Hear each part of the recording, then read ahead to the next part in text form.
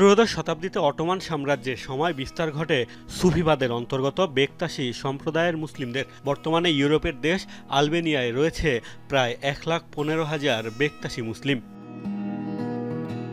১৯২৯ সালে আলবেনিয়ার রাজধানী তিরানায় প্রতিষ্ঠা করা হয় বেকতাশি মুসলিমদের সদর দফতর, যা পরিচিত বেকতাশি ওয়ার্ল্ড সেন্টার নামে।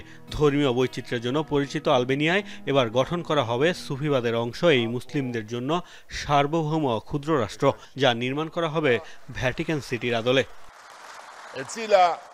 আলবেনিয়ার প্রধানমন্ত্রীর দাবি, ধর্মীয় সহনশীলতা রক্ষা ও প্রচারের জন্য দেশটিতে গঠন করা হবে এই প্রতীকী রাষ্ট্র। তুরস্ক থেকে বেকতাশি ওয়ার্ল্ড সেন্টার আলবেনিয়ায় হস্তান্তরের ৯৫তম বর্ষপূর্তির এক আয়োজনে এই দাবি করেন তিনি। বেকতাসিদের জন্য একটি প্রতীকী রাষ্ট্র গঠন করা হবে। পর্যটকরা সেখানে একটি উন্মুক্ত গেট দিয়ে প্রবেশ করতে পারবেন, যার কোনো দেয়াল থাকবে না পুলিশ ও সামরিক বাহিনী, তবে থাকবে সদর দফতর। এটি হবে একটি আধ্যাত্মিক রাষ্ট্র যেখানে সবাই একতার বার্তা পাবে। আধ্যাত্মিক এই রাষ্ট্র গঠিত হলে সেটির আয়তন হতে পারে মাত্র ২৭ একর। বর্তমানে বিশ্বের সবচেয়ে ছোট সার্বভৌম রাষ্ট্র হিসেবে পরিচিত ভ্যাটিকান সিটির আয়তন ১০৯ একর।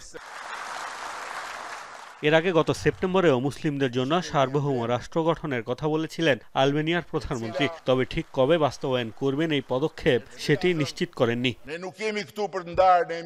মোস্তফা মাহমুদ, যমুনা নিউজ।